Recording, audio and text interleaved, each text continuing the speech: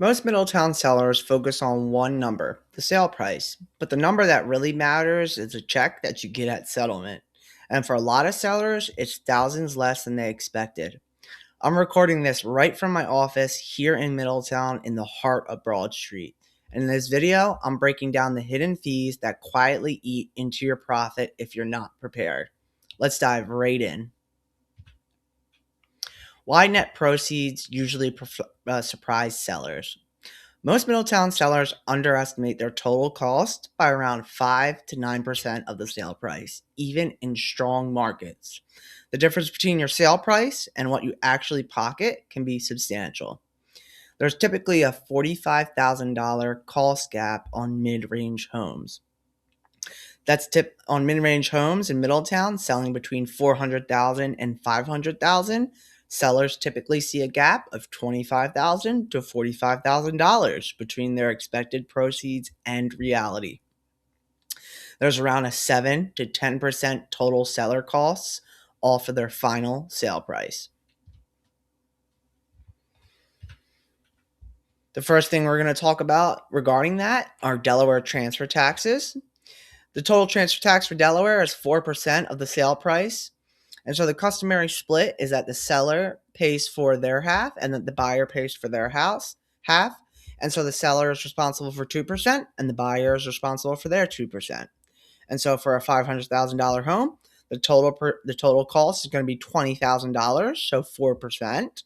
And then the buyer is going to pay for 2% of that, which is $10,000. And the seller is going to pay for their 2%, which is $10,000.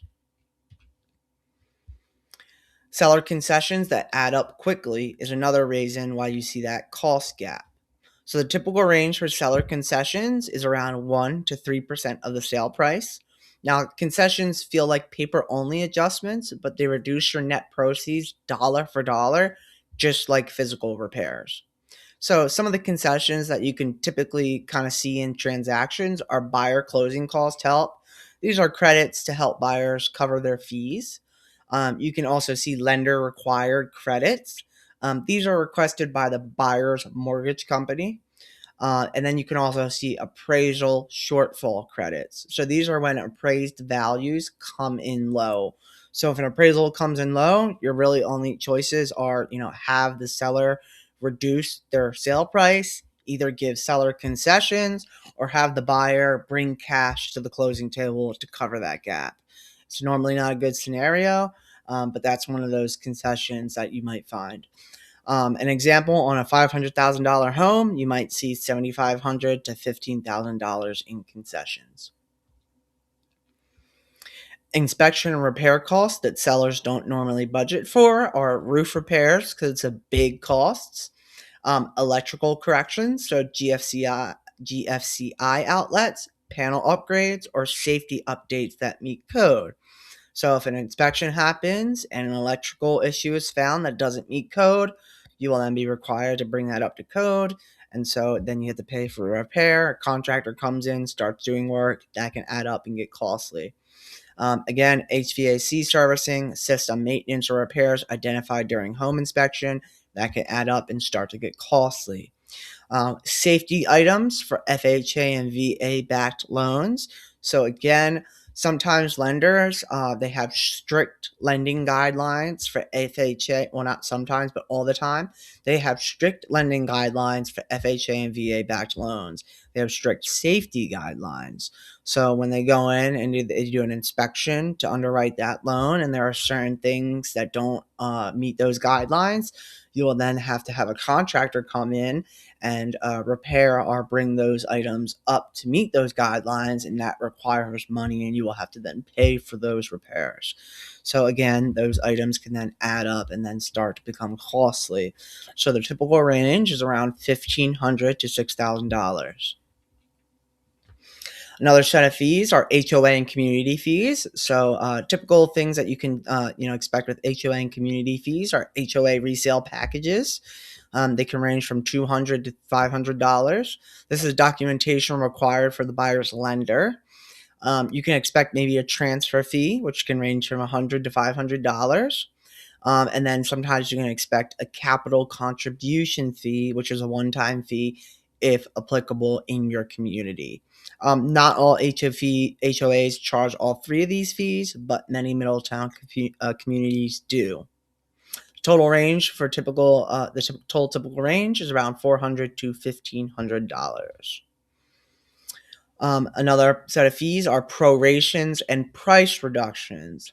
So what we mean by prorations is, let's say you are selling and you have settlement on February 15th, and you have not paid your taxes for the month of February, and you have not, let's say, paid your HOA dues through the month of February. You will then be charged and prorated for the taxes and the HOA dues for that month of February, and you will still have to pay for those 15 days living in that house. It's not like you will get to live in the house scot-free for 15 days. They will still charge you for 15 days of HOA fees and 15 days of taxes, of property taxes for living in that home. Same thing with utilities, same thing with leasing any gas tanks, same thing with anything else. They will charge you for those amount of days that you have lived in the home. And it doesn't matter if it's 15 days, it doesn't matter if it's 2 days, it doesn't matter if it's 30 days and there's 31 days in the month. You will be charged and prorated for the amount of days you have lived in that home throughout that month. The next thing are price reductions during marketing. Now, these aren't typical really fees, but they still can impact your bottom line. So common scenarios are around $10,000 to $25,000 of price reductions while being on the market. And this can signal around 1 to 2 price drops during the listing period. This really has to do more with pricing it correctly on the market from day one and not overpricing it. And also it has to do with time on market, because time on market quietly eats away at net proceeds. And again, this is not really a fee. It just impacts your bottom line like prorations do. How to estimate your net before you list: take the agent commission, take the transfer tax, take any concessions you might give, take any HOA costs for your home, and then take any repairs allowances that you might give or any repairs that you may do.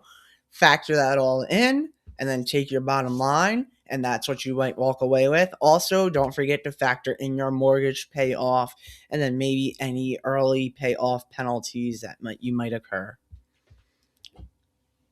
Final takeaway from Middletown sellers: know your numbers, know the total seller cost. Second, best and highest offer is not always the best offer. So purchase price is not everything. Always look at the contingencies, look at the financing, look at the concessions, look at the additional terms, look at the timelines, look at the whole picture. The purchase price is not everything. When I work with sellers, I tell them all the time, let's look at the entire picture. Let's look at how the entire picture fits your goals and what you want to do, and then let's make a decision. Purchase price is not everything, and that's one of the main things to always keep in mind.